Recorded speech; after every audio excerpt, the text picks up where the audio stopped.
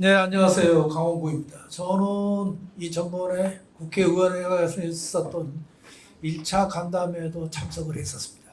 그리고 그때 제가 추구권에 대해서는 다른 얘기를 열심히 하느라고 미처 못했는데 그 얘기를 좀 드리겠습니다. 1차 간담회가 끝나고 뒤풀이 자리가 있었어요. 그 자리에서 도종환 의원께서 그렇게 말씀하셨습니다. 나는 지금도 인세가 쏠쏠이 들어온다. 아니 이게 무슨 얘기인가. 시집된 지 엄청 오래되셨을 텐데 너무 좋은 시를 쓰셔서 그러나 했더니 그 시가 교과서에 실리면 교과서 판매된 부수만큼 들어온다는 거예요. 저 깜짝 놀랐습니다. 야, 문학적과 좋은 시를 쓰면 그런 보상이 있구나. 그럼 작가는 어떨까? 미술가들은. 저도 제 작품이 교과서 2종에 실린 적이 있습니다. 초등학교와 중학교에. 그럼 저는 뭘 받았을까요? 출판사에서 출판한 책 한 권. 그 다음에는 수첩 한 권 받습니다. 아무 쓸데도 없는. 도건님 얘기를 듣고 나니까 미술에 대한 지적 저작권 혹은 예술 저작권에 대한 인식이 얼마나 바닥인가를 실감하게 됐습니다. 그건 작가도 마찬가지고 동시에 출판사나 심지어 그분들은 출판사인데 문학의 전반이 그렇다는 것입니다. 그래서 우리의 추구권은 사실은 화랑이나 갤러리가 염려하는 것처럼 미술 시장의 위축이나 그것이 문제가 아니고 작가들이 누려야 될 가장 기본적인 저작권에 대한 최초의 인정에 가깝습니다. 그래서 그런 관점에서 봐야 됩니다. 그러나 묘하게도 최근의 기류 중에 하나는 이 미술 시장 경매, 특히 경매 시장이 갑자기 우리나라 시장이 47%가 위축됐기 때문에 이 위축 때문에 그리고 추구권 때문에 미술 시장이 더 위축되는 거 아닌가 하는 염려하는 기사를 봤습니다. 그리고 거기에 또 어떤 관계자가 더 붙였어요. 더 나빠질 가능성도 없지 않다. 그러나 근거는 없어요. 아니 작가들이 미술 시장에서 뭘 했습니까? 작품을 내라면 냈을 뿐이에요. 시장을 운영을 잘못하는 것은 시장 전체의 흐름과 갤러리들과 그리고 그 다음에 그것을 운영하는 회사 책임이지 작가 책임은 전혀 없어요. 근데 마치 그런 것처럼 얘기합니다. 이런 것을 이쪽에 요새 유행하는 말로 가짜뉴스라고 말하죠. 그리고 그 다음에 또 하나는 음성적 거래가 많아질 우려가 있다. 이건 자기 고백입니다. 음성적 거래가 많이 있었다는. 그리고 그건 우리도 다 알고 있어요. 그리고 그 음성적 거래가 투명해지는 것이 미술진흥법의 목표고 미술시장 투명화의 기본적 목표일 겁니다. 국세청 입장에서 봐서 그래요. 그리고 거기에 비용이 더 들 거다라고 얘기하는데 그 비용은 투명화를 위한 비용입니다. 그렇지 않습니까? 그리고 그 투명성은 미술 전체 시장 전체 파이를 키울 것이고 그리고 그와 같은 예는 영국이나 EU 다른 국가에서도 얼마든지 찾아볼 수 있습니다. 그러니까 그런 것들에 대해서 일체 언급하지 않고 부정적 뉘앙스를 풍기는 것은 이것을 음해하려는 세력이 없지 않다는 것입니다. 그럼 이것은 작가들이 전적으로 지켜야 됩니다. 저는 그렇게 봅니다. 그리고 세 번째는 아시다시피 오늘 우리가 모인 이유는 시행령 때문입니다. 그리고 이 시행령은 굉장히 중요하죠. 특히나 추구권에 관한 시행령을 결정할 때는 물론 문체부에서 주관을 할 테고 그 다음에 사계의 많은 관계자들이 모일 것입니다. 그러나 거기에 당연히 참가해야 되는 사람은 작가들이죠. 작가들 가운데서 저는 특히 앞으로 더 많은 기회를 가진 젊은 작가들이 꼭 참가해야 된다고. 그리고 작가의 유족도 참가해야 된다고. 작가 입장에서 보면. 그리고 미래 작가의 유족. 달리 말하면 미래 혜택을 볼 수 있는 작가의 가족도 필요하면 참가할 가능성이 있어야 된다고. 물론 화랑과 다른 관계자들이 참가한 건 말할 필요도 없죠. 그래야 공정한 논의 혹은 꼭 필요한 얘기들이 오갈 수 있을 것입니다. 이 점을 꼭 말씀드리고 싶습니다. 그리고는 전번에 간담회 때 말씀드렸던 것 한 가지만 못하겠습니다. 미술은행도 미술진흥법 내에 포함되어 있습니다. 그리고 미술은행이 되도록이면 기능을 확대했으면 좋겠다고 얘기했습니다. 그리고 그 확대의 초점은 작가들 입장에서 볼 때 작가가 작품을 열심히 했는데 다 팔리는 거 아니죠. 다 팔린 사람은 뭐 우리나라 한 명이나 있을까 말까 할 것 같고 나머지는 작품이라고 했는데 지나놓고 보더니 다 짐이에요. 그럼 이 짐을 어떻게 할 것인가? 나이가 들어갈수록 심각한 고민에 빠집니다. 어디 버릴 수도 없고 미술관에서 그거 다 기증한다고 해서 수용하지도 않습니다. 그렇다면 미술은행을 확대해서 일종의 지원과 심사와 과정을 거쳐서 시스템을 만들어서 작품을 한 30년쯤 보관했다고 선별된 작품. 그리고 만약에 30년 돼도 안 찾아가면 다 가져라. 즉 일종의 AB 기증 제도를 만드는 겁니다. 물론 그건 공정한 심사 없이 하면 안 되죠. 그래서 미술은행 기능을 그냥 작품을 사서 유통하고 보관하는 것보다 더 확대했으면 좋겠다라는 말씀을 드렸습니다. 이 점에 관해서는 작가들이 나름 공감하실 거라고 생각합니다. 자, 제 얘기는 여기까지만 하겠습니다. 감사합니다. 안녕하세요. 상호 작가라고 합니다. 사실 저는 오늘 이 자리에 배우러 오려고 했는데 많이 배우고 가겠습니다. 근데 이 미술진흥법 제21조 지식재산권의 보호에 대해서는 제가 좀 할 수 있는 말들이 많이 있을 것 같아서 이 자리에 나오게 됐습니다. 이 21조를 보게 되면은 첫 번째 기술적 보호 조치 및 권리 관리 정보의 부착, 두 번째 지식재산권 관련 교육 및 홍보, 세 번째 그 밖의 지식재산권 보호와 관련된 사항 이렇게 나와 있는데요. 저는 디지털 아트를 아주 오랜 전부터 연마를 하고 구현을 해오고 있는 작가인데 원화의 경우에 복제 유통이 될 경우에 그 작품을 촬영해서 뭐 예를 들어서 회화 작품이 동대문에 옷으로 나오거나 이런 케이스를 많이 봤는데 그런 건 예전의 일들이고 요즘은 제 작품 같은 경우에는 그냥 구글에서 드래그를 해가지고 그냥 출력을 해서 상품으로 뽑는 그런 사례도 제가 많이 겪었고요. 또 뭐 아트 상품으로 그냥 작가의 전혀 동의 없이 판매를 시작하는 그런 업체와의 소송도 지금 겪고 있고 이런 식으로 제가 그냥 홀로 싸우고 제 권리를 주장하고 있는 상태입니다. 그래서 첫 번째 그 기술적 보호 조치를 봤을 때는 이들이 어떻게 이미지의 유출 경로에 대해서 저는 많이 보게 되었는데요. 과연 나의 작품 이미지가 어떻게 이들의 손에 들어가는가? 그걸 예전에는 이게 뭐 엽서나 포스터를 제작할 때 300dpi의 고화질 파일이 나왔을 때 이게 중간에 유출되는 경우가 빈번히 있었다고 들었는데 요즘에는 말 그대로 구글에서 단 1MB JPEG 파일을 다운로드 받아도 대형 출력을 고화질로 할 수 있는 시대가 되어버렸습니다. 어떻게 보면 정말 무서운 시대가 된 거죠.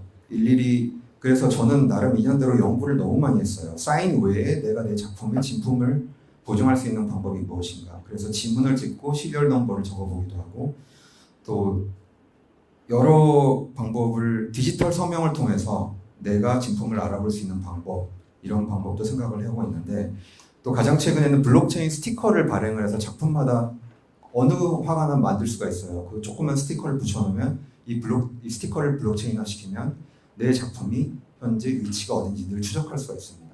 사실 이 방법은 굳이 내 작품이 어디에 늘 위치하고 있는지 알 권리가 없기 때문에 저는 그런 방법만 있을 거라고 염두에 두고 작업하고 있는 상황입니다. 자, 두 번째 지식 관련 교육 및 홍보에 대해서는 제가 그래서 이런 불법 그 아트 상품을 구입하는 사람들의 마인드가 궁금했어요. 주로 MZ세대들이었는데 이렇게 사인도 없는 작품을 2차 시장, 3차 시장에서 구입하는 이유가 무엇인가 봤더니 아예 그냥 재산권에 대한 개념조차 없는 거예요. 이게 가품이든 진품이든 중요하지 않다. 그냥 우리 집의 인테리어 효과가 만족스럽고 남들이 구할 수 없는 걸 난 가졌으면 그냥 만족한다. 그게 정말 얼마나 교육이 안 됐으면 그런 생각을 할 수 있는지. 그래서 그 대중들의 지식재산권에 대한 존중의 강화 인식 제고를 위해서 현재 교육 실태 조사가 필요하고 이런 지식 저작권에 대한 교육이 시급히 더 빨리 이루어져야 된다고 생각합니다. 그리고 이 세 번째 마지막 그 밖의 지식재산권 보호와 관련된 상황은 저는 법적인 테두리 안에서 제가 해볼 수 있는 건 다 해봤습니다. 뭐 변호사를 선임해서 민사소송을 해보고 또 하지만 그 민사소송을 할 때는 작가는 감당할 수 없을 정도의 그 로열피가 나와요. 그걸 제가 내야 되는 것도 부담이고 1년, 2년 기다리면서 그 소송을 기다리는 동안 제 이미지는 이미 데미지가 이루어지고 맙니다. 그래서 지금 그거를 겪고 있으면서 또 작년에는 한국저작권위원회를 통해서 분쟁 조정을 신청한 적이 있습니다. 이렇게 하면은 상대방이 이제 조정위원회 날짜에 나와서 우리 조정이 이루어지겠거니 했는데 그 날짜에 나오질 않았어요. 그래서 제가 물어보니까 강제성이 없기 때문에 대다수 나오지 않는다고 한다는 답변을 들었습니다. 결국 작가가 할 수 있는 일은 소송을 통하거나 아니면 경찰서 가서 경찰서에 가서 이런 일이 있으니까 저런 행위를 멈추게 해달라고 호소하는 수밖에 없는 게 현재 방법입니다. 그래서 제 생각에는 이렇게 대중들이 저작권 침해는 가벼운 범죄이기 때문에 그냥 뭐 문제가 되면 저희가 삭제하고 안 하겠습니다 이런 마인드를 갖고 있는 것 같은데 처벌 수위를 만약에 높게 하면은 그리고 교육이 더 이루어진다면 그들도 그렇게 쉽게 저작권을 침해하고 불법 아트 상품을 제작하지 않을 거라는 그런 생각을 해보고요. 또 마지막으로 방금 강원구 선생님이 말씀하셨을 때 저도 느꼈는데 교과서 저 같은 경우에 제 작품을 내년에 초등학교하고 고등학교 교과서에 다 실리게 됐습니다. 그래서 제가 그 계약서에 사인을 했는데 그 두 개의 계약서를 읽어보니까 작가 피는 없습니다. 책 한 권을 그냥 보내드립니다 했어요. 그래서 저는 그걸 들으면서 참 영광스럽고 좋은 일인데 초등학교와 고등학교에 동시에 수록이 된다는 게 적어도 저희 젊은 작가들을 위해서 밥 한 끼 정도는 사줄 수 있었던 게 아닌가. 그냥 책 한 권으로 저희는 300dpi 화질을 보내드려야 되는 조건이었어요. 근데 300dpi 파일을 보내주고 또 그 300dpi를 이 교과서 수록 외에 다른 목적으로 사용하겠지 않다 이런 세부사항 계약서도 없이 그냥 아무런 작가스 피도 없이 이렇게 됐습니다. 좀 법을 개선해 주셨으면 감사하겠습니다. 감사합니다. 저는 현재 중앙대학교에서 미술 이론을 가르치고 있고요. 전시 기획과 또 박물관과 관련된 그 분야에서 일을 하고 있습니다. 지금 또 서울시청에서 인플루엔자 등등 수칙을 준수하라고 경제령이 발중 중인 것 같습니다. 이거 좀 정리를 좀 해야 되겠는데요. 어느 문건인지 모르겠지만 저한테 맡겨진 그 미션은 미술진흥법 제12조 전문 인력의 양성에 대한 의견입니다. 저는 평소에 이제 박물관, 미술관과 관련된 그런 내용들을 그 공부를 나름대로 해온 터라 박물관 및 미술관 진흥법 그리고 그 상위 모법인 문화예술진흥법 그리고 2021년에 이제 시작되었다고 저 기억을 하는데요.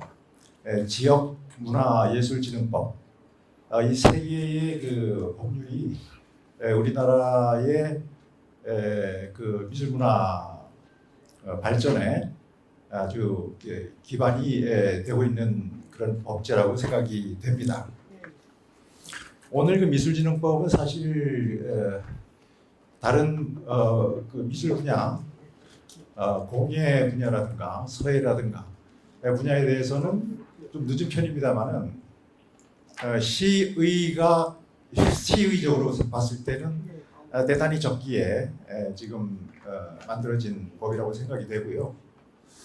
그리고 지금 한류라는 이런 그 새로운 그 풍조가 전 세계적으로 강타하고 있는 이런 현실에서 시각 예술 분야가 그 뒤를 이을 그런 이제 태세가 돼 있지 않는가. 따라서 미술진흥법은 이러한 정책과 이제 지원 육성을 위한 아주 기반이 될 것이라고 생각이 되어집니다. 저는 오늘 그 이와 관련 전문 인력 양성과 관련해서 두 가지만 말씀을 드리려고 합니다. 하나는 전문 인력의 범주가 무언가 하는 내용이고요. 두 번째는 양성기관 지정과 관련된 내용입니다. 우선 그 양성기관 지정과 관련된 내용은 전문 인력의 그 관계되는 공예문화진흥법 시행령과 서예진흥법 시행령이 이미 잘 나와 있더라고요. 그래서 이 양성기관이라는 것이 대체적으로 대학과 평생교육기관 그리고 연구소 그리고 기관이나 단체에서 이제 준비를 하고 그것을 국가가 지정하는 이런 형태로 시행령들이 지금 시행이 되고 있는 것 같습니다. 그래서 이것을 고려를 한다 그러면 앞으로 양성기관은 이제 대학뿐만 아니라 이제 연구소까지도 가능하다는 그런 예측을 충분히 해볼 수가 있을 것 같습니다. 그리고 이 전문 인력의 범주인데 일국의 미술 문화의 힘은 작가, 그리고 전시 기획자, 그리고 미술 이론가들, 뭐 미술사라든가 미술 비평이라든가 또는 미학이라든가 바탕으로 한 미술 이론가들로부터 나온다고 생각을 합니다. 그런데 이번 그 미술진흥법의 중심 내용들은 작가와 전시업이 포함되어 있긴 합니다만 화랑업, 경매업, 그리고 자문, 대업, 판매업, 감정업 등 어떻게 보면은 이제 박물관학에서 얘기하고 있는 뮤지올로지가 아니라 뮤지오그래피, 박물관 기술학 쪽에 영역을 초점을 맞춰져 있는 것 같습니다. 물론 이제 미술의 힘은 아까 말씀드렸듯이 작가와 또 전시 기획자와 미술 비평가로부터 시작이 된다고 하지만 이것이 완성은 미술 시장과 기타 여기에 적시된 그런 그 분야에 도움이 없이는 또 그게 현실적으로 크게 어려움을 겪을 수밖에 없다는 생각이 듭니다. 그래서 기존 전문 인력 양성을 위한 학문 단위와의 관계를 보면 작가와 전시 기획 분야의 학문 단위는 이미 대학과 또 아까 말씀드렸던 학예사 인력, 학예 인력, 전시 기획 부분은 박물관 및 미술관 진흥법이 이제 관장하고 있는 내용이기 때문에 이것을 고려해서 지금 전문 인력의 범주를 정해본다 그러면 크게 4가지로 요약이 될 수 있을 것 같습니다. 2개는 이미 정해져 있는 미술 시장, 그리고 최근 들어서 활성화되고 있는 미술품 감정이 되겠습니다. 그런데 제가 보기에는 여기에 2개의 카테고리가 좀 누락이 된 것 같습니다. 그 첫 번째가 미술품 복원 분야입니다.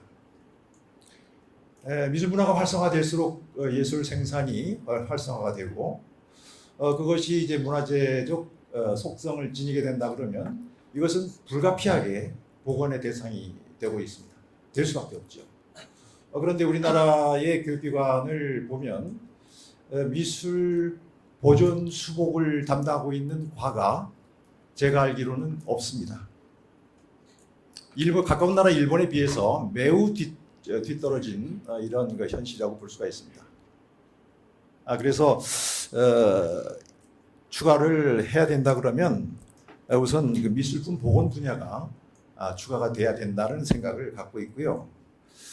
그리고 4번째는 제3의 직능이랄까요? 어떻게 보면은 이제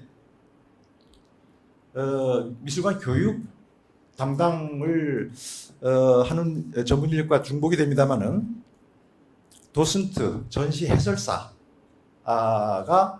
육성책이 필요하지 않나 하는 생각이 드는 거죠. 물론 이제 큐레이터 영역에서 박물관 교육을 담당하고 있는 에듀케이터가 명시가 되어 있고 지금 이제 활동을 하고 있습니다만은 실제 박물관 또는 미술관, 비엔날레 그리고 특별 기획전 블록버스터형 전시회들을 보면은 여기서 아주 중요한 위치를 담당하고 있는 것이 이 도슨트 전시 해설사라고 보여지거든요. 그래서 종합해서 저의 의견을 정리한다 그러면 미술진흥법의 전문 인력 양성은 미술시장, 미술품 감정, 그리고 미술품 복원과 전시 해설사 양성에 초점을 맞추어서 양성기관을 지정하고 시행령을 마련해야 된다는 말씀을 드리고 싶습니다. 그리고 마지막으로 우리 여기 최원주 서울시립미술관장께서도 같이 하고 있고 우리 모더레이터로 오늘 수고하고 계시는 김영수 선생님께서도 말씀을 하셨지만 저 역시 한 15년 정도 지역신문에 기고를 해오고 있는데 뭐 5만 원 정도가 입금이 돼요. 그래서 이걸 다 합해봐도 15년 동안 내가 얼마나 벌었는지를 가늠을 못할 것 같습니다. 그리고 마침 좋은 정보를 주셨는데 가까운 이웃인 이제 중국에서는 작품 한 점에 해당하는 비평문 글값을 책정하는 게 30여 년 전부터 분위기가 돼 있다는 거예요. 가까운 나라인 중국에 그렇답니다. 1억짜리 10점, 1,000만 원짜리 10점을 전시를 해서 비평문을 쓴다 그러면 1,000만 원 정도의 비평문과 글값이 나온다는 거예요.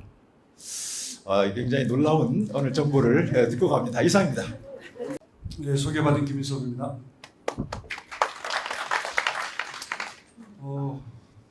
먼저 제가 미술계에 처음 들어온 게 미술 전문지 기자 생활을 이제 시작을 한 게 1994년 말, 95년부터 시작해서 봤던 기억으로 보면은 이런 논의가 사실 굉장히 많이 있었는데 이렇게 법안까지 연결되기가 30년 걸렸다는 생각이 들어요. 최소한 제가 아는 범위 내에서.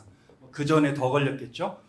그래서 오늘 너무 그 뜻깊은 자리에 있게 돼서 너무나 감사한 말씀 먼저 드리고요.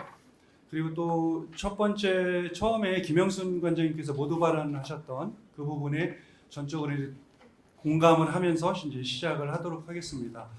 오늘 말씀드릴 부분을 소결론을 먼저 말씀을 드리면 이 법안들이 지금 반복해서 지적을 하고 있습니다만 미술진흥법보다는 마치 미술품진흥법인 것처럼 인식이 되는 거는 아마 우리가 떨쳐낼 수 없을 것 같습니다. 아마 현물유통 중심으로 시장 중심이기 때문에 그렇게 잡아서 그렇지 않았나. 결국 궁극적으로 우리 논의 이후에 나가야 될 방향은 향유 기반을 확대하는 그러니까 미술문화진흥법의 성격으로 우리가 나가야 되지 않을까라는 생각이 듭니다. 그러기 위해서는 당연히 대국민 인식 개선이 뒤따라야 되지 않겠나. 그런 의미에서 한번 여기에 논의된 부분들을 몇 가지 사항을 제 의견을 덧붙이겠습니다.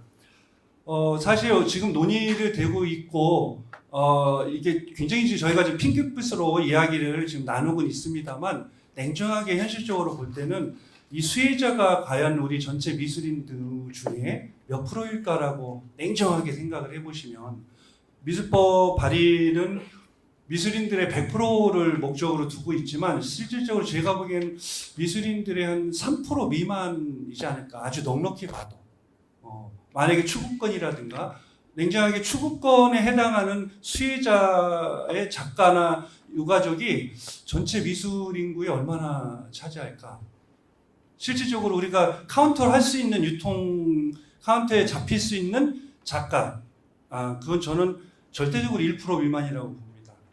그랬을 때 이게 과연 우리가 99%의 부분들이 결여될 수 있는 상황임에도 불구하고 그 1, 2%를 앞세워서 이렇게 얘기해야 되는가? 당연히 필요하다고 봐요. 왜냐하면 그거로도 시작을 해야 되니까. 그랬을 때 당연히 빠른 속도로 나머지 99%에 대한 가치 수의 균등성 이 부분들을 논의해 나가려고 한다면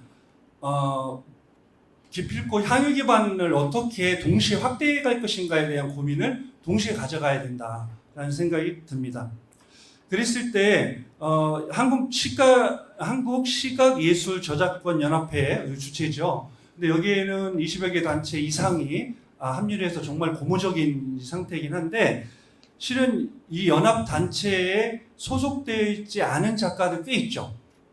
근데 재밌는 것은 이 추구권이나 기타 등등의 수혜를 직접적으로 지금 당장 실효성을 발휘할 만한 작가군은 사실 단체에 많이 소속 안 되어 있죠. 그런 부분들과 그리고 미처 소속이 안 되어 있는 개별적인 활동하는 작가군이라든가 약간의 그 장르 간의 혼합으로 인해서 좀 확대된 상태에서 그 미술인들이 성격도 많이 확대됐잖아요, 정의가. 그런 부분들이 이 구성원들을 좀 어떻게 끌어안을 것인가, 이 단체 소속 이외에도 그 부분이 고민이 같이 돼야 될 것 같고요. 또 하나는 이 여기에 그 저작권이라는 이 부분, 저작권료라는 부분, 이 부분에 과연 전시기획 저작권도 포함되어 있는가, 이 부분을 한번 좀 살펴봤으면 하는 생각이 들어요. 무슨 얘기냐면 전시 이제 독립 큐레이터들 많죠. 대부분 독립 큐레이터들이죠.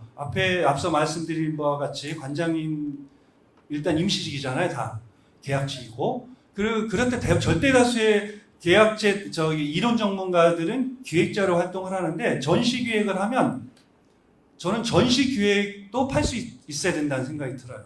전시가 순회전을 한다든가 예를 들어서 기타 등 그런 문화가 확산이 됐을 때 아마 이론가들도 같이 부분들이 뭔가 좀 수혜자가 되지 않을까. 또 하나는 글을 저도 쓰고 있는데 가끔 가다가 제가 글을 굉장히 잘 나올 때가 있어요.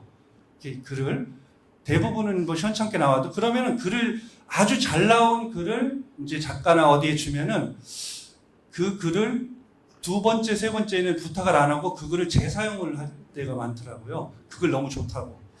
그랬을 때는 재계재료라든가 이거는 이제 못 받는 거죠. 저는 나중에 이제 밥 한번 살게요 이렇게 하면은 끝나는. 그랬을 때 추구권처럼 글이 만약에 재계재라든가 재사용됐을 때 거기에 대한 원고료라든가 이런 부분들은 논의가 됐을까, 이런 상태에 좀 원천적인 그 원론적인 이야기들을 좀 더 같이 가졌으면 하겠다는 얘기고요. 그 다음 부분에는 시대 변화에 따른 재편할 그 미술계 항목들을 점검해보자라는 부분입니다. 이 부분은 지금 미술대학 같은 경우에 전공이 통폐합되고 거의 없어지는 전공, 뭐 기타 등등 굉장히 많습니다. 저는 이 부분이 정원 줄이기로 하다 보니 저는 그런 쪽으로 가는 것보단 현재 전공자들에 대한 성격들을 조금 시대 변화에 따라서 재조정이 돼야 되지 않을까. 지금 전공 부분은 아마 한 해방 이후에 생긴 그것을 그대로 따라왔죠. 지금도 이제 서양학과, 동양학과, 뭐 무슨과 이런 부분들은 아마 진짜 수십 년 이상 됐을 겁니다. 근데 그게 과연 지금 유효하냐? 공모전이나 미술관이나 여러 가지 기타 등등도 지금 그냥 회화, 평면 이게 다 통폐합되기도 하고 새로운 디지털이라는 새로운 또 장르가 생기기도 하고 이랬을 때 그 시대의 변화에 따라서 적극적으로 그 전공 변화나 이 부분 교육부랑 협의가 되든 뭐하든 그런 부분 적극 장려가 돼 주어야 거기에 소위 전공 교육을 전문 교육을 받은 이네들이 다음 미래에 사회 진출의 다각화를 노려볼 수 있다. 그 부분들이 왜냐하면 직업군의 다양화하고도 연결이 되기 때문에 그렇습니다. 그 부분들 좀 고민이 됐으면 좋겠고요. 끝으로 가장 제 개인적으로 강조하고 싶은 부분입니다. 이 시대 변화의 가장 큰 부분의 양축은 디지털 사회와 초고령화 사회의 진입, 이 부분들이 저희가 목도해야 될 현실인 것 같습니다. 이 부분에서 미술이 저는 매우 중요한 역할을 할 수 있다고 생각을 합니다. 예를 들어서 디지털 사회 같은 경우에는 뭐 이미 아시다시피 디자이너의 영역이 아니고 파인아트의 그런 중심된 역할이 매우 원소스에 대한 개념이 매우 중요하게 비중을 차지한다고 생각이 드는데요. 뭐 예를 들자면 애플이라든가 이런 데도 혹은 자동차 회사도 다 엔지니어보다는 유능한 디자이너, 유능한 그 미술가들을 영입하려고 하는 여러 가지 노력들을 기울이고 있지 않습니까? 그랬을 때 오히려 아날로그 세대의 그 장점이었던 이런 파인아트의 아티스트들이 오히려 디지털 시대에 가장 기본적인 원소스 역할을 할 수 있는 그런 원천 기술을 가지고 있는 인재들이 아닐까. 그런 부분에 있어서 우리는 과연 새로운 디지털 사회에 연결할 만한 미술계의 진출 혹은 활용, 이 부분에 대해서 고민을 얼마나 하고 있는가, 이 부분을 좀 고려해봤으면 좋겠고요. 또 부분은 초고령화 시대인데 저는 이 초고령화 시대에 가장 큰 역할을 할 수 있는 인력줄 중에 저는 미술인들이 전문 영역을 차지할 수 있다라고 좀 확신을 합니다. 예를 들어서 지금은 생계형 복지에서 문화형 복지로 전환되는 시점이기도 하고 이미 도입됐다고 진입했다고 생각합니다. 이랬을 때 우리는 언제까지 사회복지사에게 이렇게 그 손을 내밀 것이냐. 그건 생계형복지 시대에 있었던 사회복지사죠. 지금 문화복지 시대에는 저는 문화복지사의 역할이 좀 더 크다.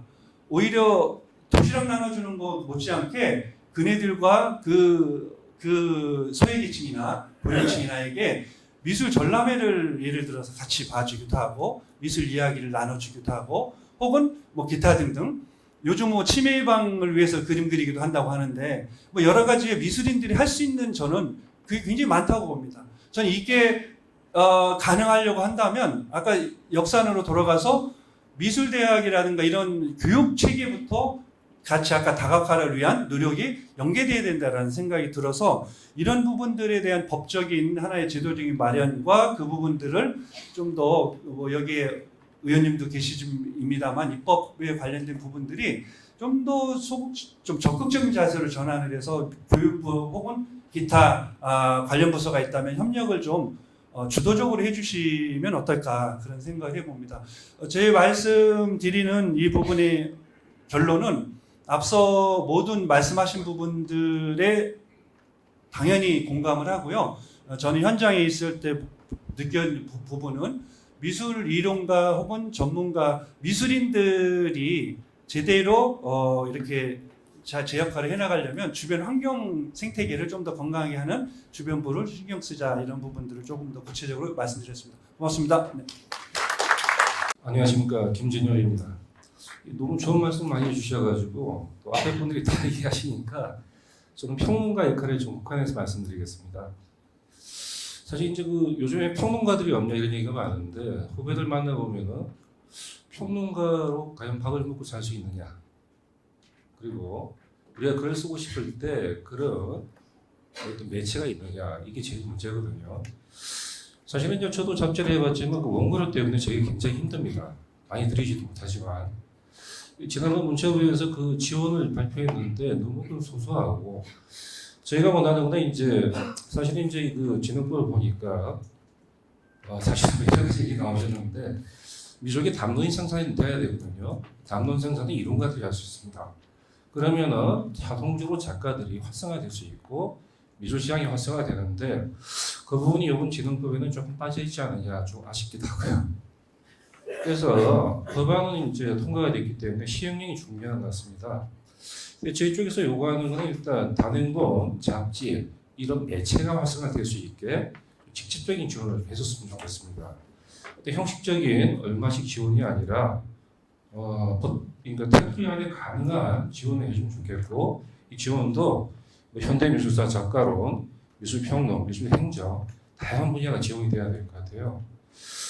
그리고 이게 저희가 이제 그 공모 재단들이나 미술관들에서 작가 지원을 많이 해주는데 저도 몇 번 제의를 했는데 그 지원을 해줄 때 비평 지원도 같이 해주자.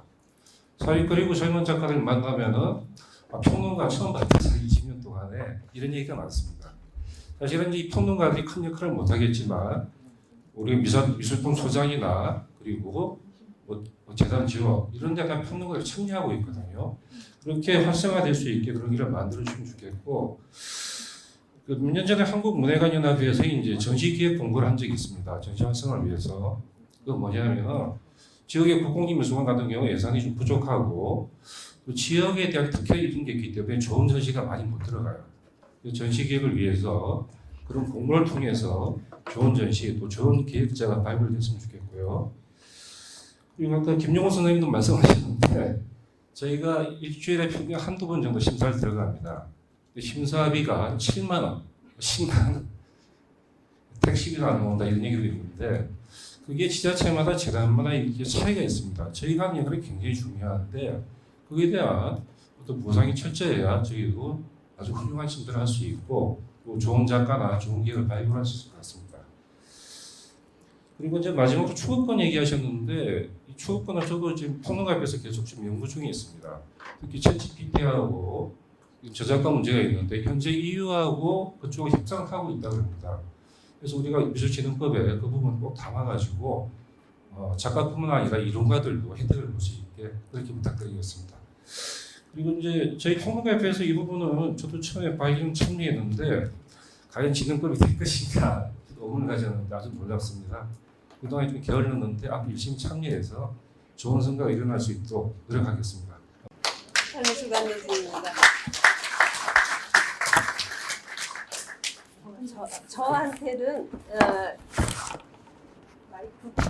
저한테는 국제 교류하고 해외 진출에 관련된 얘기를 하라고 그랬거든요. 근데 사실 뭐 마땅치는 않지만 저희가 미술관 47년 차 지내오면서 80년대 초반부터 국제전을 좀 하기 시작했어요. 그런데 조금 이렇게 다 하시고 있고 개인적으로는 다 할 수 있는 일인지 모르지만 이 국제전 계속 하면서 우리가 국제 무대에 나가기는 작가고 누구고 할 것 없이 기본적으로 만들어져야 될 일들이 많이 있는데 그 중에 그 온오프라인 포털 구축을 급히 해야 될 것 같아요. 그러니까 국제 교류 및 해외 진출 활성화를 위해서 다양한 기관들에 대한 그 소개가 필요한데 우리 대부분의 해외 관계자, 이렇다면 이제 우리 사람이 아니고 해외 관광객이나 기획자나 뭐 작가나 이렇게 오면은 우리 국공립의 그 소식은 알 수 있어도 그 외에 정보를 받을 수 있는 길이 전혀 없어요. 그래서 그냥 맨날 그 큰데 국공립 왔다 갔다 그냥 그렇게 끝나고 그것들이 미안합니다. 그래서 그 각 기관이 그 국영문으로 어떤 전시가 이루어지고 있고 어떤 큐레이터들이 일하고 있으며 어떤 역사가 이루어지고 있는지 이런 아카이브를 정리해서 공유할 수 있는 포털 플랫폼이 필요하다고 생각해요. 그리고 그 자료를 또 포털도 중요한 온라인 포털도 중요하지만 꼭 오프라인 공간까지도 마련해서 지속적으로 홍보 지원할 필요가 있다고 생각합니다. 그래서 이 포털 구축하는 거하고 제가 오늘 말씀드리고 싶은 건 저희가 옛날부터 한 7년 전부터 시도를 하면서도 하지 못했던 일인데 국제 큐레이터 양성 교육 프로그램을 하나 했으면 하는 생각을, 그러니까 큐레이터 학교예요. 활성화를 위해서 해외 진출이 중요하지만 우리 현재 대학의 기획자 양성 과정은 이론에 치우쳐 있고 또 실무 경험을 쌓을 수 없어요. 저희 미술관에서는 오랫동안 이 일을 해왔기 때문에 그 네트워크를 기반으로 해서 양성 프로그램을 만들려고 계획은 언제부터 세워놓고 있어요. 아시아 큐레이터 허브로 아시아 쪽에 중국, 인도, 일본, 인도네시아 뭐 이렇게 각 국가들은 미술관 비엔날의 설립이 우리나라 한 30년, 20년 전처럼 막 급증하고 있는데 그에 따른 큐레이터 수요도 증가하고 있는 추세입니다. 이런 추세를 반영해서 아시아 큐레이터 허브로 성장시켰으면 어떨까 해서 꼭 학교를 하나 하고 싶은 생각입니다. 저희가 이렇게 지금처럼 현재 정신적인, 물적인 소산만을 가지고 그것을 보여주는 현대 미술관이라고 그럴까요? 이런 걸로 만족할 수 없잖아요. 디지털 시대에 그냥 아찔한 속도와 변화 속에서 어떻게 창의적으로 예술을 산업에 접목시킬까? 이것이 가장 중요한 것 같아서 이 두 가지만 얘기하고 들어가겠습니다. 안녕하십니까. 호랑협회 정책이사를 맡고 있는 갤러리 41 대표 심재학입니다. 저도 자료를 받아본 게 며칠 전이라서, 그리고 한국화랑협회가 이 미술진흥법 발의 단계에서부터 어떤 논의를 같이 한 게 아니라서 사실은 저가 그 화랑협회를 떠나서 개인적인 입장으로도 사실은 그 지금 그 미술진흥법 요 내용과 관련해서는 특별한 입장이 사실은 없습니다. 근데 이제 제가 한국화랑협회의 입장을 말씀을 요청을 받고 오늘 나와서 사실은 미술계 여러 선생님들이 모인 자리는 제가 처음이라고 볼 수 있습니다. 근데 어떤 말씀하시는 여러 가지 내용들을 들어보니까 화랑업에 대한 인식이 그렇게 고운 것 같지는 않습니다. 근데 이제 저도 화랑을 10여 년간 해오다 보니까 지금 글쎄요, 그 정부 지원 정책이 여러 가지가 있는데 화랑업계는 사실 그동안 정부 지원에 관해서는 글쎄요, 수혜를 받은 게 있나 싶을 정도로 정부 지원 시책에서는 약간은 배제돼 왔다고 볼 수 있을 것 같습니다. 그게 이제 뭐 여러 가지 이유가 있을 텐데요. 상업미술, 그러니까 상업기관이기 때문에, 그리고 약간은 이제 부유한 집단이라는 인식도 이제 받는 것 같고, 근데 일단 뭐 그걸 떠나서 미술진흥법안이 발의가 되고 통과된 데에 대해서 진심으로 축하드리고, 그 세부 시행 세칙이 앞으로 논의가 될 텐데 거기에는 화랑협회랑 직결되는 여러 가지 문제들도 있고 해서 그 협회 차원에서의 함께하는 논의가 좀 이루어졌으면 좋겠습니다. 그리고 그거와 더불어서 미술진흥법이 시행이 되면서 여러 가지 정부 지원 시책이 수반이 될 텐데요. 화랑협회, 그러니까 화랑업에 대해서도 좀 관심을 가져주시기를 부탁드립니다. 감사합니다. 안녕하세요. 저는 전남 도립미술관 관장 이지호입니다. 반갑습니다. 제게 주어진 주제는 지역미술 활성화입니다. 사실 수도권의 문화예술가, 특히 이제 미술문화가 편중돼 있기 때문에 이러한 현상을 좀 지역으로 이렇게 확산시킬 수 있는 방법이 무엇일까? 그런 어떤 의미에서 지역미술 활성화라는 것에 대한 구체적인 실천 방안이 필요하다라고 생각을 합니다. 근데 현재 지금 미술진흥법에 보면 구체적 조항이 다소 부재하다라는 그런 느낌을 받았습니다. 제10조에 보면은 지역미술 활성화를 규정은 하고 있지만 어떻게 보면 선언적인 의미에 그치고 있지 않나. 보시면은 10조에 보면 지역미술 활성화라고 되어 있고요.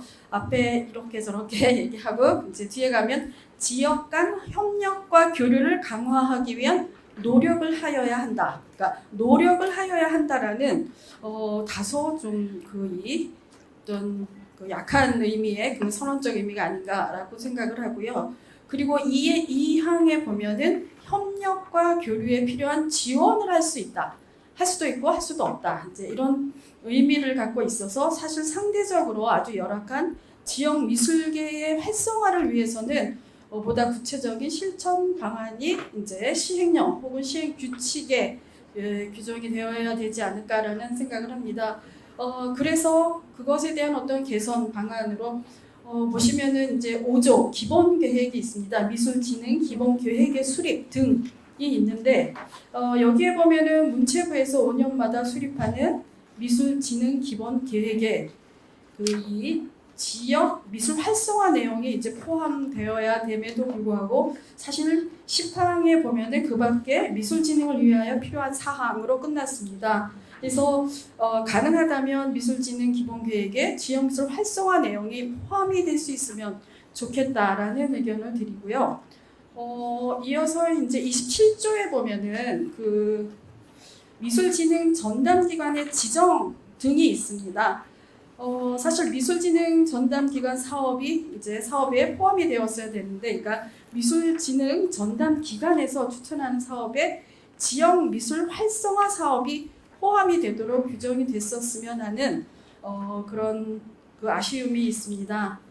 보면은 이번에 그러니까 27조 2항에 보면 미술진흥 전담기관은 다음과 호의 사업을 한다라고 있고 사업이 1, 2, 3, 4가 나오고 맨 끝에 5에 보면 그 밖에 미술진흥 전담기관의 지정 목적을 달성하기 위하여 문화체육관광부 장관이 필요하다고 인정하는 사업이라고 돼서 끝났습니다. 그래서 가능하다면 지역 미술 활성화 사업이 이 그 미술진흥 전담 기관의 지정 등에 이제 이 추가가 됐으면 좋겠다라는 생각을 하고요. 그리고 제가 이제 지역에서 미술관을 운영을 하다 보니까 시행 규칙이나 시행령에 들어갔으면 좋겠다라는 부분이 있습니다. 먼저 지역 작가에 대한 지원입니다.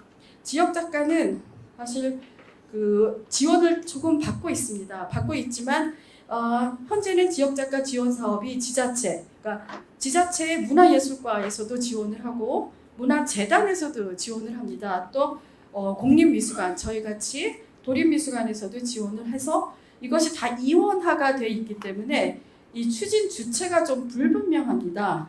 그래서 내용이 서로 중복이 되어서 전체적인 파악이 좀 어렵습니다.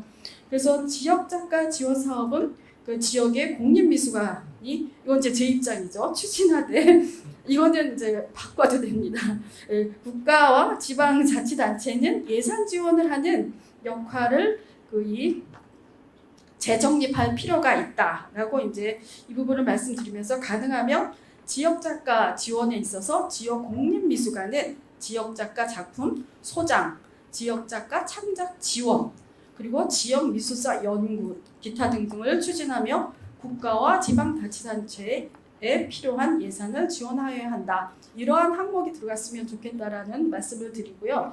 또 하나 두 번째는 지역 작가들의 가장 문제는 작업 공간을 그러니까 유지하는 것입니다. 근데 지역에는 유휴 공간이 지금 계속해서 늘어나고 있는데 이렇게 이 창작 공간을 확보하기 위해서 지역의 유휴 공간 활용에 대한 그런 상황입니다.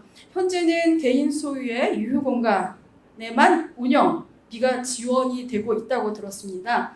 그래서 지역의 유휴 공간은 작가에게 창작 공간으로 제공을 하고 작가뿐 아니라 그렇게 되면 작가에게도 창작 공간이 주어지기 때문에 그 새로운 작업을 할 수 있는 그런 이 기회를 얻을 뿐 아니라 또 그 지역에 요새는 인구 소멸 위기를 맞고 있는 지역 경제에도 큰 활력을 줄 것 같습니다. 그래서 가능하다면 지역의 유휴 공간 확보, 그러니까 활용이죠. 유휴 공간 활용해서 국가와 지방자치단체는 지역미술 활성화를 위하여 지역의 근대문화유산 혹은 문화예술 소외 지역의 유휴 공간 등 공간 활용 등을 발굴하여 미술의 창작 공간으로 지원할 수 있다라는 이렇게 항목이 들어가면은 많은 지역 작가들에게 큰 도움이 되지 않을까 생각을 합니다. 이상입니다. 감사합니다. 네, 안녕하세요. 방금 소개받은 서울미술협회 이사장 전종국입니다. 사실 협회라는 곳이 미술인들한테 왜 필요한 곳인가를 생각을 하고 협회가 운영이 돼야 된다고 생각을 해요.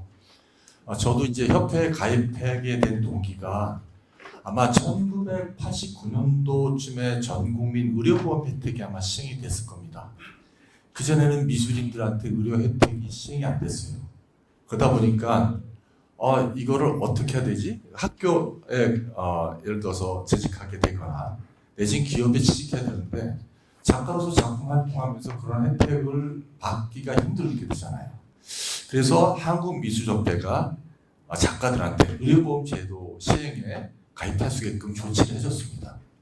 그것이 협회의 어떤 필요성이라고 저는 생각을 하고요. 그리고 서울미술협회는 2002년도에 서울시로부터 법인 허가를 받았습니다.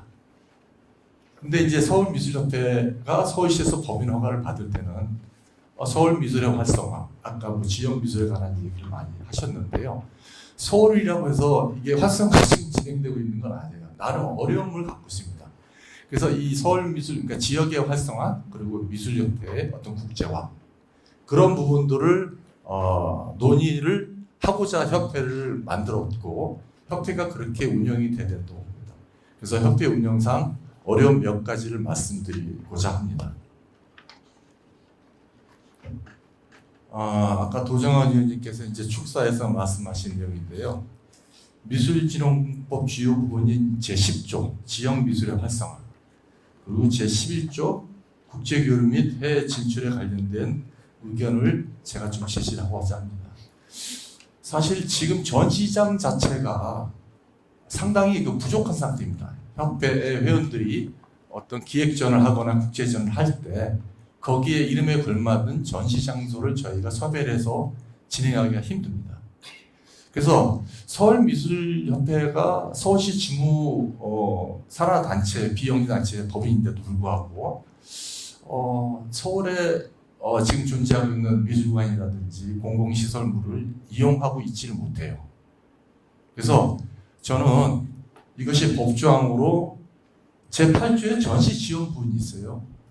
국가와 지방자치단체는 국민의 미술 향유를 확대하고 미술 관련 서비스를 활성화하기 위하여 미술 전시를 지원하기 위한 시책을 마련해야 한다라고 명시가 되어 있습니다.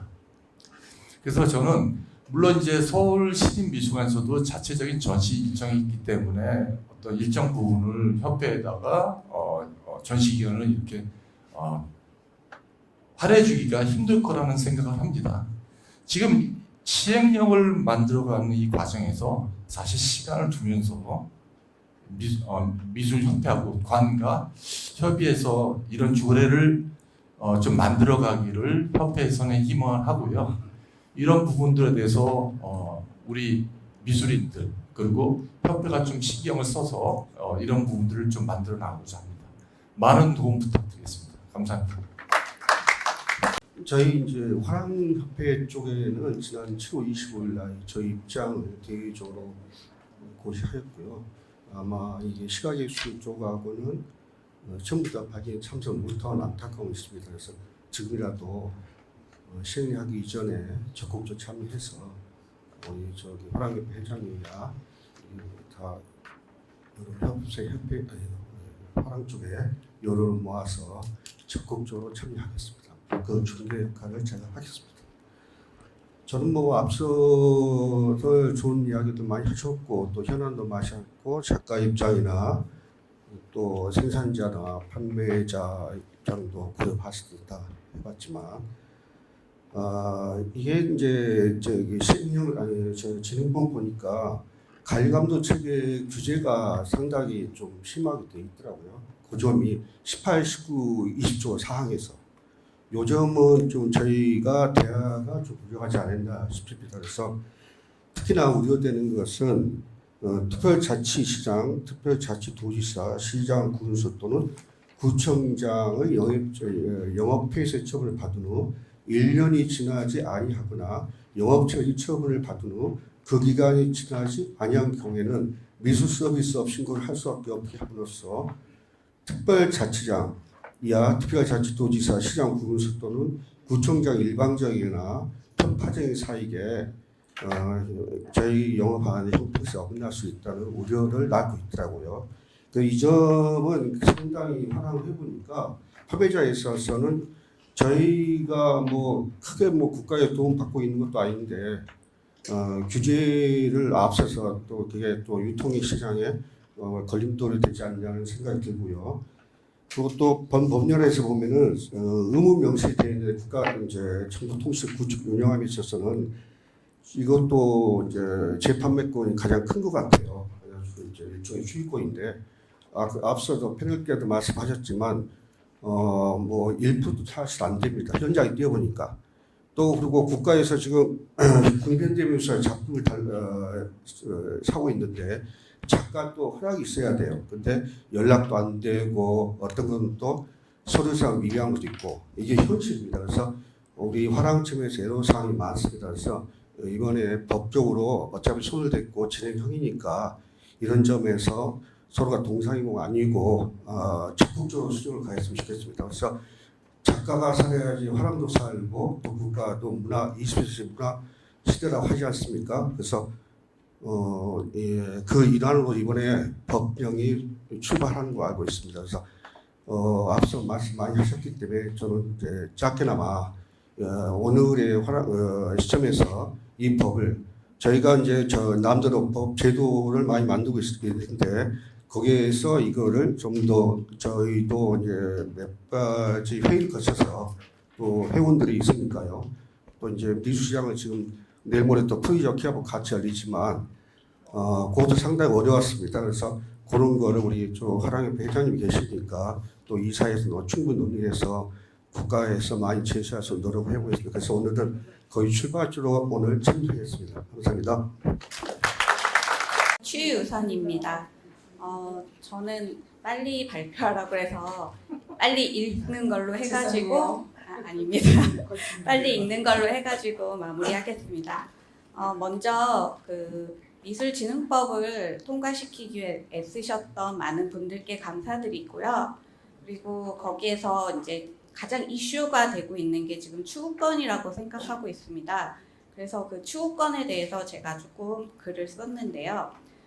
제가 생각할 때 추구권은 저희의 저작권 중에 일종이라고 생각하고 저작 인격권이라고 저는 생각을 하거든요. 그래서 그 추구권이 작가에 대한 존중이라고 한다면 이것들을 가장 중점으로 두고 생각해야 되지 않을까라고 생각합니다. 그리고 법안 중에서 조금 아쉬웠던 중 몇 가지를 제가 좀 썼습니다. 그래서 첫 번째 눈에 들어왔던 게 25조에 예외 경우로 미술 재판매가 500만 원 이하, 매도인이 원 작가로부터 직접 취득한 후 재판매하는 경우로서 미술품의 재판매가가 2천만 원 미만인 경우라고 되어 있습니다. 그러나 위에서 언급한 것과 같이 추구권이 작가에 대한 존중이며 저작권이라고 할 때 예외 사항이 있을 수는 없다고 생각합니다. 특히 신진 작가 혹은 알려지지 않은 작가들의 경우 재판매로 인한 재판매 보상금이 지급될 때 작가는 자부심을 느낌으로써 오히려 미술계가 긍정적 활력을 얻을 수 있을 거라고 생각합니다. 그리고 두 번째로 저작권이라고 했을 때 작가 사후 30년이라고 되어 있는데 일반적으로 저작권이라고 하면 제가 70년으로 알고 있거든요. 근데 왜 추구권이 작가 사후 30년인지에 대한 의문을 갖고 있고요. 추구권 역시 70년간 보장되어야 되지 않을까 생각합니다. 그리고 세 번째로 재판매 보상가율에 있어서 유럽의 경우 0.25에서 4%라고 되어 있고 호주는 5%로 일괄적으로 정해 있다고 되어 있었습니다. 그러나 다른 국가의 경우를 참고는 하지만 추구권이 작가에 대한 존중 및 저작권 개념에 포함됨을 중심에 두고 작가들과 미술 시장의 의견을 반영한 적절한 연구 결과에 따라 독자적인 재판매 보상가율을 정했으면 좋겠습니다. 그리고 네 번째로 만약에 많이 나와 있던 기사나 이런 논고를 보면은 소액거래 활성화를 위해서는 앞에서 첫 번째로 제가 언급했던 그런 500만 원 미만이나 직접적으로 그 신진 작가의 작품을 거래할 때는 예외 사항으로 뒀었는데요. 만약에 소액거래 활성화를 위해 추구권 예외 사항을 유지해야 한다면 독일의 예와 같이 일정 가격 이상의 재판매 작품을 구입할 경우 추구권과 별도로 예술복지기금을 납부하여 추구권의 혜택을 받지 못하는 작가들을 위한 미술진흥기금으로 사용될 수 있도록 하는 조항이 포함됐으면 좋겠다고 생각합니다. 감사합니다. 안녕하세요. 황선태 작가입니다. 저도 다른 작가들과 마찬가지로 21조에 관해서 말씀드려야 될 것 같습니다. 아무래도 그 부분이 가장 민감한 것 같습니다. 사실 제가 아마 앞선 작가들보다 가장 대량으로 크게 아마 저작권 피해를 받은 사례이지 않나 싶습니다. 영상 잠깐 부탁드립니다. 제가 작년에 중국에서 2개의 미술관에서 그룹전을 했습니다. 그런데 작년 7월 이후에 했는데 그 이후에 올해 4월에 제가 이제 발견하게 되는데요. 복제자들이 인스타그램에 대량으로 광고를 하고 틱톡에 올리고 유튜브에 올리고 해서 전 세계 제가 알고 있는 지인들한테 다 연락을 받았습니다. 이런 게 있는데 알고 있느냐라고. 그래서 제가 이제 혼자 해결하려고 하는데 도대체 뭘 해야 될지도 모르겠고 어떻게 시작해야 될지도 모르겠고 그래서 제가 한국 시각예술저작권연합회에 연락을 드렸습니다. 그랬더니 이제 저작권연합에서 흔쾌히 이 문제를 같이 고민해 주시고 해서 제가 이제 이 부분에 대해서 같이 고민을 했는데 이 복제 부분하는 부분이 사실 굉장히 다량으로 이루어져서 어떻게 어디서 해야 될지 모르는데 저작권 협회에서 한국 저작권 보원이라는 곳이 있습니다. 이 국가기관인데 이 국가기관을 통해서 3자가 협의를 통해서 이 문제를 협의해서 해결하게 되었는데 저는 앞으로 앞선 작가분들이 그 굉장히 어렵고 힘든 부분을 말씀을 해주셨는데 저는 어느 정도 물론 중간이지만 해결한 부분에 대해서 긍정적인 얘기를 할 수 있을 것 같습니다. 그래서 이 3자가 같이 공동으로 일을 처리하면서 총 265개의 불법 사이트를 적발을 했습니다. 그리고 그 중에서 170개 사이트를 폐쇄 조치를 했고요. 그리고 8월부터 나머지 95개 사이트를 폐쇄할 예정입니다. 이런 긍정적인 사례도 있다는 것을 제가 말씀드릴 수 있어서 기쁩니다. 그런데 이 일을 경험하면서 제가 느낀 게 몇 가지가 있습니다. 그 부분에 대해서 제가 말씀을 드리겠습니다.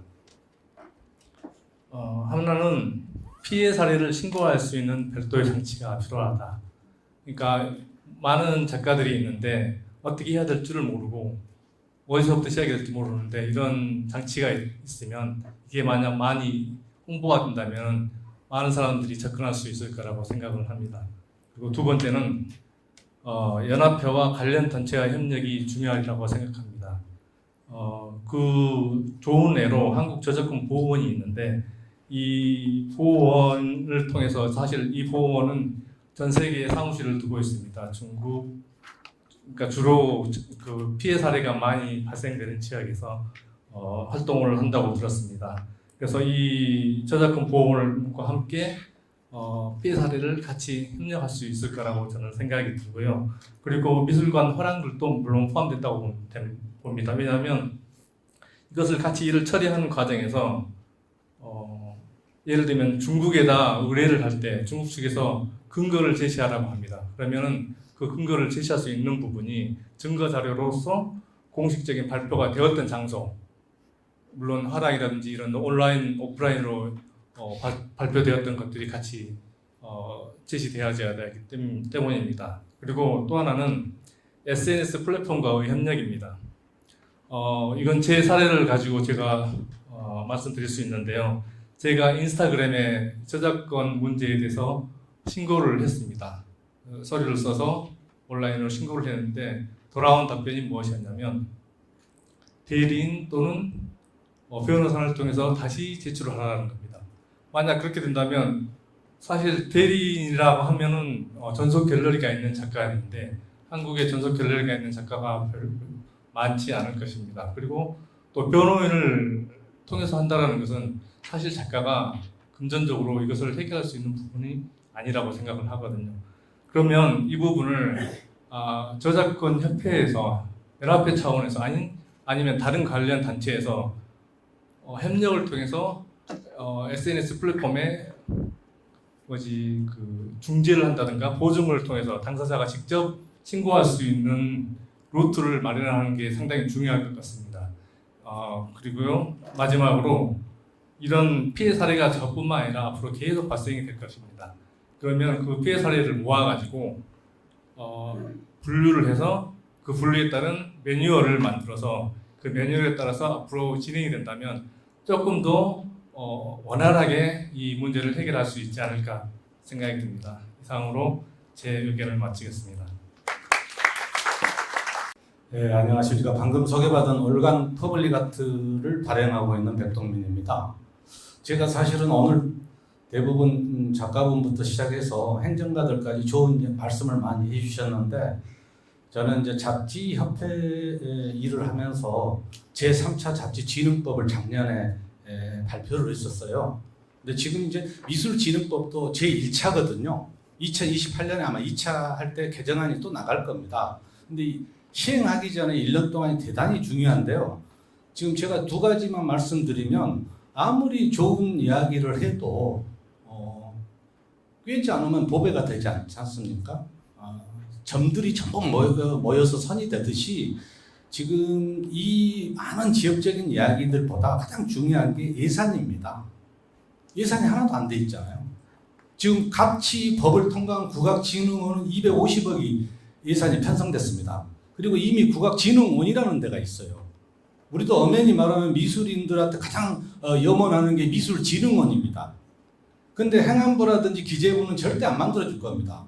왜 그러냐면 지금 위원회만 해도 636개 위원회가 있어요. 대통령 직속, 장관 직속, 뭐 곳곳에. 그런데 저희가 가장 중요한 게 전담 기구인데 예술경영지원센터의 지원 예정. 이것은 선언적인 이야기지 절대 지원하지 않습니다. 지원해 주지도 않고요. 저희가 잡지진흥법이 제1차 나올 때 출판진흥법이 통과돼서 출판은 출판산업진흥원이 있잖아요. 그래서 거기서 세종도서 지원 사업이 작년에 알기로 84억이 지원된 걸로 알겠습니다. 좋은 책을 만들면 정부에서 84억을 지원해줘요. 또 문학번역원이 있어요. 문학번역원에서 16억 원을 지원합니다. 그걸 전부 그 문학인들이 나눠 갖는 거죠. 저희 미술인들은 예산이 지금 하나도 지원 안 돼 있는, 그래서 미술법 통과하는 것만도 엄청나게 힘든 일이죠. 우리 도 의원님이 출판 쪽도 저희 잡지 쪽도 다 관여하셔서 아시겠지만 미술진흥법 통과 자체도 진짜 건국 이래 최초 아닙니까? 저희 잡지진흥법도 50년 만에 해가지고 지금 3차 정도 하고 있고요. 다 그렇습니다. 지금 잘 되고 있는 데가 영화진흥위원회, 출판산업진흥원, 그다음에 국악진흥원 이렇게 있고요. 근데 우리 미술은 미술진흥원이 없다는 게 지금 되게 안타깝고요. 그 노력을 해야 될 겁니다. 아니면 최소한 위원회를 만들어야 돼요. 미술진흥위원회. 왜냐하면 육성 설치하게 돼 있거든요. 그래야 거기에서 각 분야의 전문가들이 모여서 자문위원회라든지 진흥위원회에서 나온 내용을 가지고 지금 문체부에서 나와 있지도 않잖아요. 김홍필 과장이 나와 있어야 되거든요. 주무부서잖아요. 주무부서가 나와 있지 않다는 것은 어떤 의미냐면 추구권과 저작권 일부 이슈가 되는 법 제정만 가지고 지금 미술진흥법을 일단 통과시킨 거다. 이렇게 지금 돼 있고요. 그 다음에 두 번째 그 예산 부분도요. 지금 국악진흥은 이번에 250억이잖아요. 저희도 지금 저희 잡지진흥 쪽 이야기 말씀드리면 450억이 예산이 편성됐어요. 근데 기재부 행안부에서 절대 안 해줘요. 그래서 저희가 지금 하고 있는 게 유일하게 잡지교육원, 거기에서 전문 인력을 양성합니다. 기자 배출하는 거죠. 거기에 1년에 5억 정도, 일몰제로 해서 5년 동안. 그 다음에 이제 참고로 제가 아시라고 말씀드리는 겁니다. 그리고 이제 그 우수 콘텐츠 지원 사업이 가지고 잡지, 우리 아까 얼간미술 발행인 계시지만 얼간미술하고 저하고 이렇게 우수 콘텐츠 지원 사업에 되면은 1년에 1,300만 원 지원해 줍니다. 그 다음에 한류 번역 지원 사업, 문학에도 있지만 저희 잡지 쪽에도 있는데 한 달에 뭐 150만 원 정도 아주 미미합니다. 그래서 말씀하셨듯이 저는 잡지하고 있다 보니까 여기 대부분이 필자신데 되게 재진 것 같아요. 예산 많이 온거를 못 주기 때문에. 근데 정부 지원도 아주 미미합니다. 애국 사례를 해도 뭐 예를 들면 발송료, 또 우송료, 발송료 같은 것도 우리 미술인들도 미술품 운송, 발송 많이 하잖아요. 그런데 지원 사업, 해외 전시했을 때 전시 지원 사업, 그 다음에 이게 지금 약간 산업적 측면과 창작자 중심으로 저작권, 추구권 이야기만 나오지만 실제는 어린이 교육부터 시작해서 국민을 향해서 가는 미술 진흥에 대한 것들은 거의 논의가 안 되고 있어서 그런 향유에 대한 부분, 교육에 대한 부분, 그다음 유통에 대한 부분 이런 시스템에 대한 것들이 종합적으로 아마 검토돼야 하지 않을까 이런 생각이 들어서 나왔습니다. 고맙습니다. 안녕하세요. 동덕여대 교수 강수미입니다. 저는 전공은 미학이고 하고 있는 일은 미술평론인데요. 제가 그 가장 큰 주장 먼저 하고 구체적인 얘기를 하겠습니다. 저는 사실 그 주최 측으로부터 먼저 얘기를 들었었는데 제가 이 내용을 다 자세히 보지 않은 상태여서 참석에 대해서 약간 유보를 해놔가지고 아까 그 발제에 들어가 있지 않았던 것 같습니다. 그리고 오늘 굉장히 저는 중요한 자리이고 앞서 발언하신 분들이 많은 얘기들을 하셔서 그 얘기들이 근데 아까 이제 보면 강론이고 이래서 먼저 이 부분을 좀 정리하면서 그리고 이게 우리가 담론 얘기가 아니라 법에 관한 얘기잖아요. 입법에 관한 얘기이기 때문에 그 부분을 먼저 말씀을 드리겠습니다. 미술진흥법이기 때문에 사실 이게 미술시장진흥법이라든가 미술품진흥법이 아니기 때문에 굉장히 포괄적이 돼야 됩니다. 그런데 일단 그 미술진흥법안의 총칙에 보면 목적이 있고 정의가 있습니다. 제2조 정의. 무릇 법의 정의란 이 해당 사항이 되는 모든 그 항목들, 인벤토리가 정확하게 기술이 되지 않으면 안 됩니다.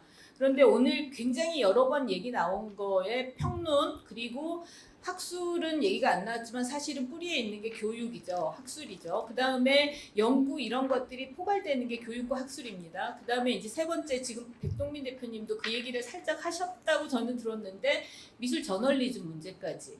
그러니까 이 총칙에 보면 제2조의 정의가 14 인벤토리까지 14항목까지 있는데 이 항목이 미술이라고 하는 이 세 개를 총괄하는 정의가 안 돼 있습니다. 그리고 그렇게 봤을 때 그러면 어떻게 이해를 해야 될까? 저는 총칙을 보고 굉장히 놀랐는데 첫 번째 평론과 교육을 이 미술에 대한 보이지 않는 손으로 생각하거나 미랄로 생각하나 보다. 그러니까 뿌리가 되고 양분이 되도록 하는 거긴 하지만 니네는 주체가 아니야. 정의될 수 없어. 라고 생각하는 건가. 니네라고 하는 것도 좀 이상한 표현이었습니다만은 이 분야 자체, 그러니까 미술 평론, 학술, 교육, 언론 이게 저는 이 총칙의 제2조 정의에 구체적으로 정의가 돼야 된다고 주장하고 싶습니다. 그게 정의가 돼야지만 이 프레임워크가 미술진흥법이라는 틀거리가 제대로 균형이 잡히고 어느 한 분야가 빠지지 않는 상태로 구성이 될 것이고요. 그 총칙의 제2조가 정의가 잘 되면 그 다음에 2장, 3장, 4장 창작, 향유, 소비 그리고 이것들의 어떤 그 학문 후속 세대 양성까지가 인벤토리로 반영이 돼서 다시 지역적인 부분으로까지 반영이 될 겁니다. 근데 지금 정의에서부터가 이게 빠져 있으니까 사실은 누군가들이 계속 언급하고 있지만 그게 구체적으로 드러나지 않는 가시적으로 존재하지 않는 영역처럼 되는 겁니다. 그다음 두 번째는 오늘 여러분들이 말씀을 하셨고 사실 저도 여기서 20몇 년 동안 글을 써오고 있지만 저는 사실 교수직이 있기 때문에 이런 부분에 덜 민감할 수도 있지만 옹고료라는 것과 비평의 문제는 동일하지는 않습니다. 그러니까 한국 미술이라는 미술진흥법에서 평론을 얘기하려고 할 때 옹고료가 너무 작다든가 지원이 적다든가 하는 얘기로만 소급될 수가 없습니다. 미술 평론을 어떤 방식으로 이 역할을 하게 할 건가 그리고 미술 평론을 대학이 어떤 식으로 교육시키거나 아니면 그것이 구체적으로 전시라든가 그 작품들이 향유되는 지점들로 활동하게 할 건가라는 이해를 해야 되는 겁니다. 근데 그런 부분들이 지금 없습니다. 그리고 넓은 의미에서 미술업이라고 정의를 여기 미술업계 제도화 및 공정한 시장 질서라고 페이지 14페이지에 돼 있는데요. 여기에 화랑업, 미술품 경매업, 미술품 자문업, 미술품 대여 판매업, 미술품 감정업, 미술 전시업이라고. 그러니까 사실 누가 이거를 애초에 연구해가지고 이 정도로 마련했는지 제가 사실 그 의문입니다만 그리고 저는 이 시기에 미국 카네기 멜론에 연구년 보내고 있었더라고요. 그래서 저도 발언할 수 있었을 것 같기도 한데 직무유기라는 약간 찔리는 부분도 있습니다만 저는 이렇게 프레임워크를 잘 짜야 되고 그 프레임워크 안에서 인벤토리를 제대로 반영할 수 있도록 이 진흥법이 다시 한번 검토가 됐으면 좋겠습니다. 네. 안녕하세요. 갑자기 이명옥 관장님으로부터 호출을 당해갖고 사실은 불과 한 2, 3일 전에 이 자료를 봤습니다.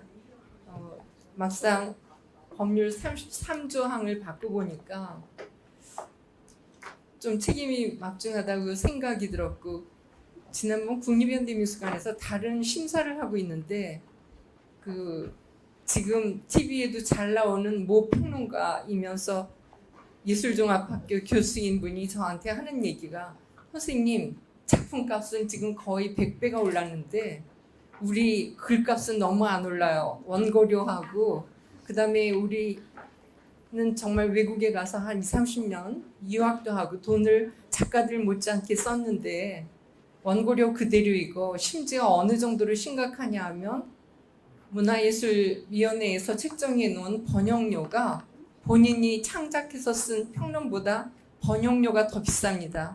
이거 정말 너무 심각한 일 아닙니까? 그리고 저한테 얘기를 했어요.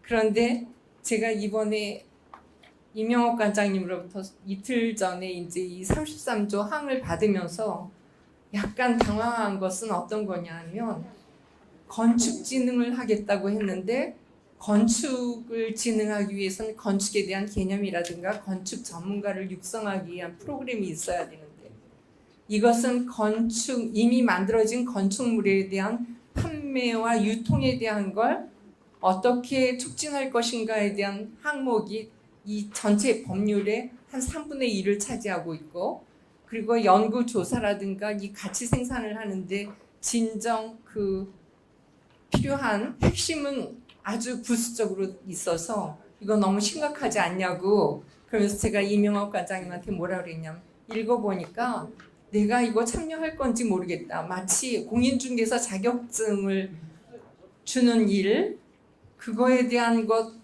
같은 느낌이 들어서 이거 어떻게 된 건지 모르겠다고 얘기했는데 저한테 좀 전에 얘기했던 우리 저작권료라든가 이론가들을 위한 어떤 진흥을 좀 하기 위한 대책을 만들어 달라고 주장했던 이 교수님께서 제가 오늘 여기 참석해서 발언하라고 그러니까 막상 본인은 그냥 잘 선생님이 해주시면 저는 고려를 받겠습니다 라고 이렇게 전화를 해온 거예요. 그래서 현실은 욕망하는 자들의 것이구나. 지금 우리 이론가들이나 또는 연구하는 사람들이 너무 소극적이다 보니까 여기서 다 누락됐구나. 이걸 좀 느끼면서 그냥 이명옥 관장님이 오늘 이 사회를 부탁한 걸 받아들였습니다.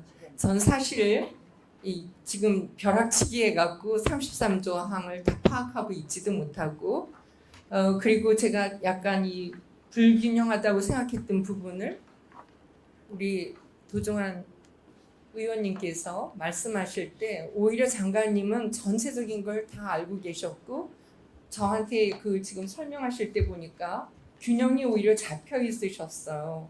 그래서 미술인들의 창작 활성화가 첫 번째로 말씀하셨고 그 안에 전시나 또는 작품을 보관하기 위한 공간의 예산 지원 그 다음에 지역미술 활성화를 위해서 그 지자체가 어떻게 협조해야 되는지 그 다음에 우리 미술에 대한 그런 어떤 가치 생산을 확대하기 위해서는 근본적으로 국제교류가 이루어져야 되는 부분에 대한 거라든가 마지막에 이제 연구조사 얘기를 하셨는데 이렇게 균형이 잡혀 있었는데 우리 법률 조항에서는 지금 용어 정리에서부터 미술품은 이미 만들어진 벽돌과 같은 것으로 간주하고 있고 이후의 저작권에 대해서 중점이 잡혀져 있고 그 다음에 전체적으로 용어를 업자로 사용해서 정말 우리 문화예술에 대한 존중이라든가 이런 부분이 조금 너무 약하고 시장자본주의 질서 속에 너무 흡수당해 있는 게 아닌가 하는 약간 아쉬움이 있었습니다.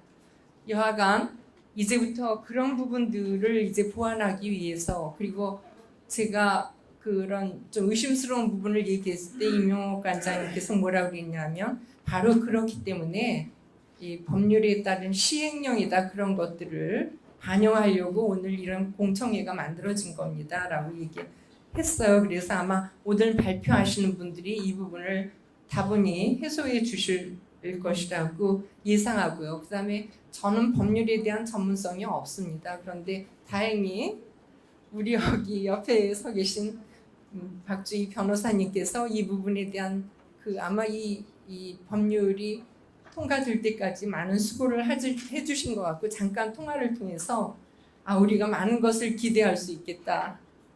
그래서 오늘 제가 이 진행하는 동안에도 옆에서 우리 예술인들이 그냥 전문 분야에서의 입장을 발표할 때 법률 조항에서 어떤 부분에 이거에서 스크린되어야 되는지 이런 것들을 옆에서 자문을 해주실 거라고 생각합니다.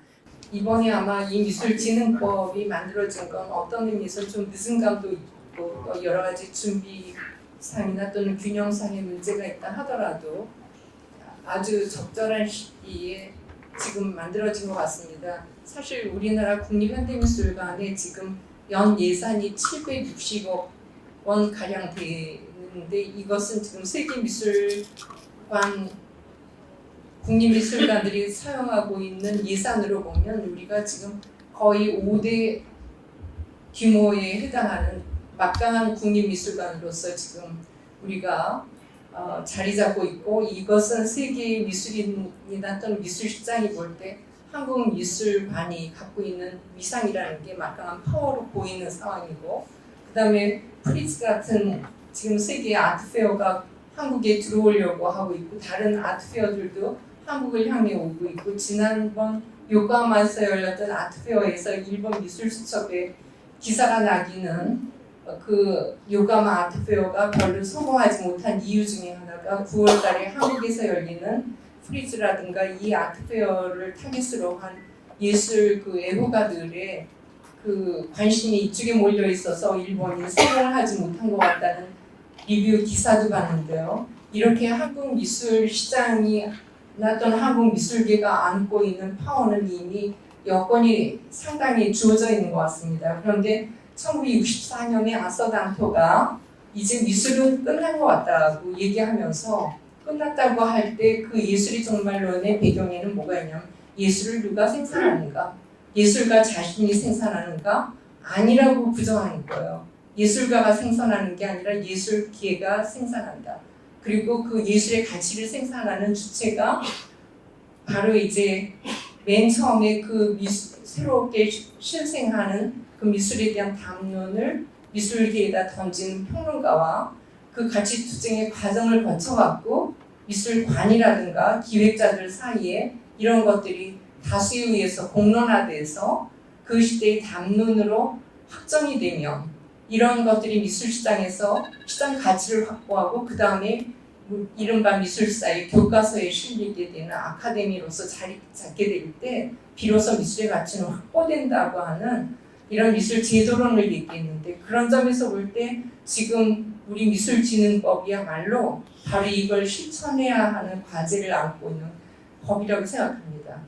그런데 지금 오늘 앞에서 이제 작가분들이 현장에서 일어났던 경험에 근거해서 이제 말씀들을 해주셨는데 이제부터 김영원 선생님부터 시작해서 바로 그 미술계를 형성하는 데 있어서의 가치를 생산하는 분들의 담론이 이제 본격화돼야 되는데 이명옥 관장님께서 잠깐 브레이크 타임을 요청했어요. 약간 시키고 가려고 하는 것 같습니다. 사실 이 법이 아직 시행되기 전이고요. 법률을 해석하는 데 있어서는 가장 중요한 게 사실 입법자의 의도라서 여기 지금 발의하신 보종원 의원님이 계시기 때문에 이 법에 대해서 해석을 제가 하는 거는 사실은 좀 적절치는 않고요. 제가 오늘 이 자리에 참석하게 된 이유는 이 자리의 효율성을 위해서 이 시행령으로 담을 수 있는 내용과 시행령으로 담을 수 없는 내용을 사실 정리하고자 제가 이 자리에 있었는데 지금 김용순 관장님께서 말씀하신 것처럼 좀 더 건설적인 내용이 나오면서 사실은 법의 개정과 관련된 그러니까 개정이 되어야지만 되는 내용들이 더 많이 담겨져서 사실은 그게 더 좋은, 더 건설적인 내용이긴 하지만 시행령과 관련된 구체적인 내용을 많이 담지 못했던 것 같습니다. 제가 오늘 말씀하신 내용을 간단히 정리를 해보면 작가분들 같은 경우 많이 지적하신 부분이 지식재산권 부분이었습니다. 저작권 관련된 침해 부분이었는데 사실 저작권법이 없는 게 아니기 때문에 법률적으로는 해결할 수 있는 방법은 있습니다. 법이 없는 게 아니죠. 근데 다만 법은 있는데 그걸 법을 어떻게 내가 활용할 수 있는지에 대한 지원이 필요하다라고 저는 그렇게 해석을 했습니다. 그래서 이제 법에서도 21조 지식재산권 보호와 관련된 정책을 마련하고 지원책을 마련하라는 내용이 있기 때문에 법이 있기 때문에 그 법을 활용할 수 있도록 작가들에 대한 지원책, 원스톱 서비스라든지 아니면 신고 제도를 했을 때 어렵지 않게 이제 효율적으로 할 수 있는 방안 아니면 지금처럼 한국미술 시각저작권 협회처럼 이런 단체들이 육성을 해서 이런 작가들의 저작권 침해라든지 이 부분을 좀 지원해줄 수 있는 단체들을 많이 양성하고 지원해주는 것도 하나의 방법인 것 같고요. 그럼 다만 이제 좀 개인적으로 이 부분이 왜 언급이 되지 않았는지 좀 아쉬운 부분을 하나 말씀을 드리면 추구권 부분에 있어서 이 법 조항을 보면 모든 미술품의 재판매에 대해서 이 적용이 되는 게 아니고요. 대통령령으로 정하는 미술품으로 되어 있습니다. 이 부분에 대해서 나중에 충분히 다툼의 여지가 있을 수가 있는데요. 다른 법을 말씀을 드리면요. 부가가치세법이나 아니면 관세법과 관련해서는 이 면세가 되는 이 미술품을 뭐라고 정의되고 있냐면 예술 창작품으로 정의를 하고 있습니다. 그래서 실거상으로는 판화, 그러니까 에디션으로 만들어진 판화라든지 아니면 아트토이라든지 이런 부분이 과연 예술 창작품 범주에 속하느냐, 그래서 면세가 되는 부분이야, 이런 부분이 다툼이 되게 많거든요. 그런데 이 지금 미술진흥법에서는 또 예술 창작품이라는 용어를 쓰지를 않고 미술품이라는 용어를 사용하고 있습니다. 그러면 이제 법 체계가 달라지면서 판화 같은 경우도 과연 재판매될 때마다 이 추구권을 미술 교육을 줘야 되느냐, 이런 부분에 대한 다툼이 있는데, 이런 부분들은 뭐 기획재정부라든지 실질적으로 이 담당하는 문체부라든지 이런 부분에 있어서 이런 관해서는 이 예술품을 미술품을 생산하는 창작하는 다양한 형태에 대해서 모두 인지를 못합니다. 오히려 작가라든지 실제 필드에 계신 분들이 이게 하나의 미술품으로서 어떠한 가치가 있고 이게 왜 예술적인 이런 가치가 있는지를 사실은 많이 소명을 해주셔야지 대통령령으로 제외되는 미술품에서 그 범위가 줄어들 수밖에 없거든요. 지금 예술창작품이라고 하는 부가가치세법상의 정의는 아직도 작가가 한 땀 한 땀 손을 다해서 뭔가 제작한 부분에 대해서만 지금 그렇게 염두를 해두고 법을 적용하고 있는데, 미술법이라는 법에는 요즘에는 다양한 디지털 아트도 생겨지고 무형적인 부분도 생기기 때문에 이런 다양한 창작 형태도 이 미술품의 하나의 형태다, 미술의 하나의 형태다, 이런 부분을 오히려 이 필드에 계신 분들이 많이 소구를 해주시고 설명을 해주셔야지 이 시행령에 좀 더 체화돼서 담아질 수 있는데, 그 부분에 대한 또 논의가 조금 부족했던 것 같아서, 사실은 이제는 법은 이제 틀만 만들어졌다라고 생각을 하시면 되고요. 그 틀 안에 어떻게 어떤 내용을 담아서 어떻게 운용하느냐는 사실 시행령과 시행 규칙의 역할에 이제 남겨있기 때문에 그 부분에 대해서는 이제 미술계 내부에서 좀 더 심도 있는 내용에 대한 이 이야기를 나누어졌으면 좋겠습니다. 그럼 저는 이상으로 바로 마치도록 하겠습니다.